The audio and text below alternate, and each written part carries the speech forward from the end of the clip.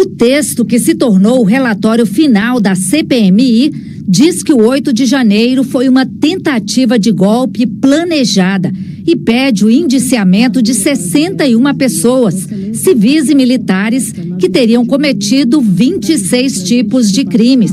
O ex-presidente Bolsonaro, de acordo com o relatório, deve ser responsabilizado pelos crimes de violência política, associação criminosa, abolição do Estado Democrático de Direito e golpe de Estado. O relatório sugere também o indiciamento de 5 ex-ministros do governo Bolsonaro: os generais Braga Neto, Augusto Heleno, Eduardo Ramos e Paulo Sérgio Nogueira, e o ex-ministro da Justiça, Anderson Torres.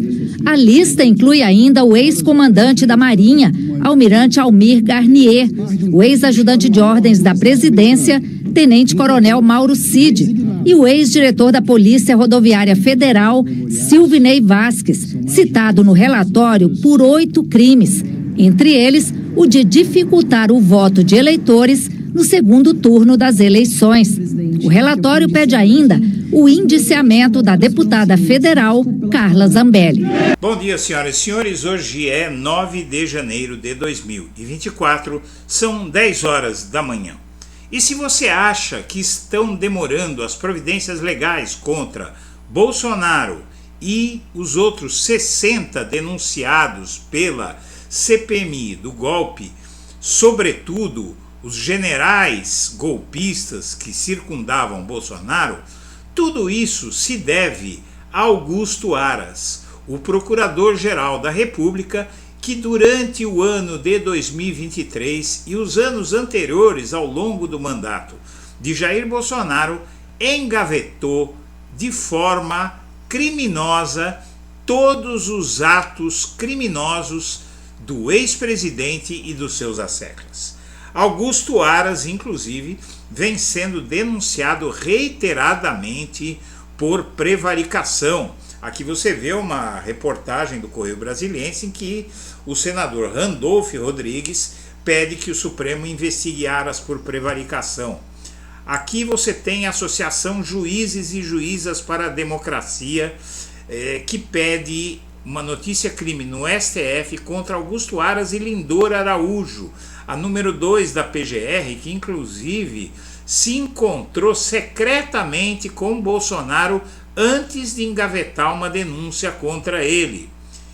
E agora, com a chegada de Paulo Gonet à Procuradoria-Geral da República, a expectativa geral, e inclusive uma promessa dos que indicaram o Gonet ao Lula, o Alexandre de Moraes e o Gilmar Mendes, a PGR vai acelerar o inquérito de 8 de janeiro.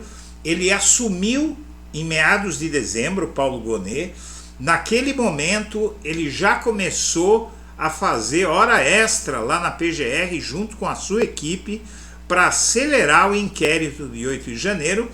E ontem, veja só, aqui, o ato de ontem está sendo visto como uma sinalização de punição a Bolsonaro e o resto dos asseclas.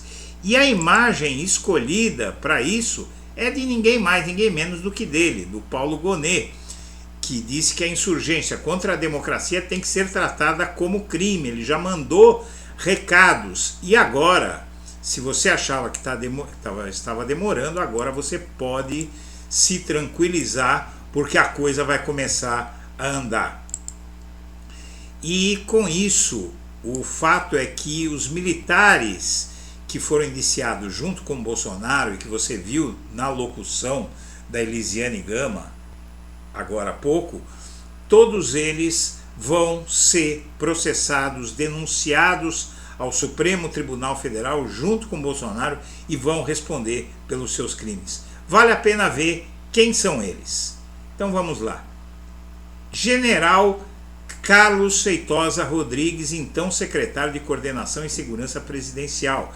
Ele foi nomeado pelo Augusto Heleno no governo Bolsonaro e continuou um pouco sobre Lula e estava no interior do Planalto durante a invasão. Foi acusado de omissão imprópria, etc, etc.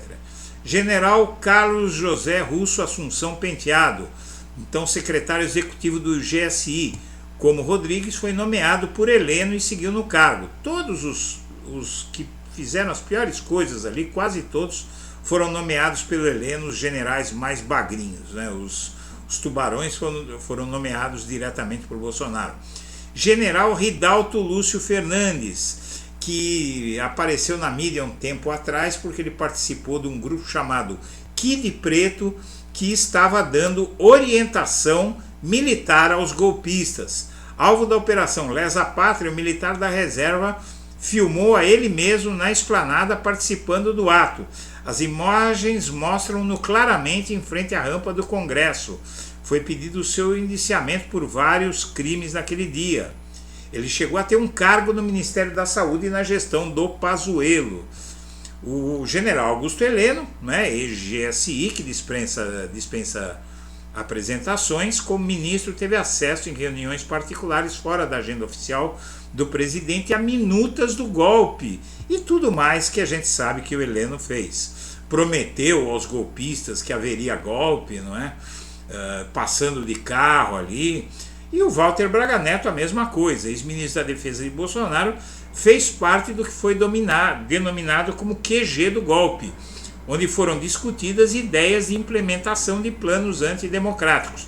Foi pedido seu indiciamento por associação criminosa.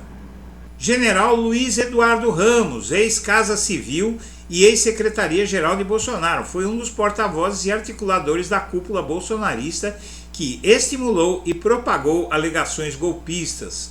Foi pedido seu indiciamento por vários crimes também, todos relativos a golpismo. General Paulo Sérgio Nogueira, ex-ministro da Defesa de Bolsonaro. Como ministro, ele teria se utilizado de um hacker, o Walter Delgatti Neto, para descredibilizar o sistema de votação nacional. Vários crimes como os outros. General Marco Antônio Freire Gomes, comandante-geral do Exército no último ano de Bolsonaro. Segundo o relatório, ele foi conivente e mandou parar a retirada dos manifestantes acampados em frente ao quartel-general do Exército, próximo de onde morava. Foi pedido seu indiciamento e ele, inclusive, aparece nesse documentário da Globo como tendo impedido que no dia 8 de janeiro, na noite do 8 de janeiro, fossem presos os golpistas. Só conseguiram prendê-los no dia seguinte pela manhã por causa desse general. E aqui o famoso almirante Almir Garnier dos Santos, aquele que o Mauro Cid disse que na reunião golpista que o Bolsonaro fez com os chefes militares no Palácio da Alvorada, ele chamou os militares, os chefes militares, e propôs a eles um golpe de Estado, e o único que se prontificou a ajudar a dar o golpe de Estado foi esse Almir Garnier dos Santos. Todos eles vão ser indiciados junto com Bolsonaro pelo novo Procurador-Geral da República, e isso, como eu tenho dito, deve acontecer entre fevereiro e março. Senhoras e senhores, eu agradeço a atenção e deixo o meu melhor abraço para todo mundo. Olá, eu sou Eduardo Guimarães e este é o Blog da Cidadania. E foi graças a você que o Blog da Cidadania chegou a 500 mil de inscritos. Mas a luta continua. Vamos levar a tantos quantos possamos os fatos como eles são e a verdade como ela é. Por isso, inscreva-se no canal, acione o sininho das notificações e deixe o seu like.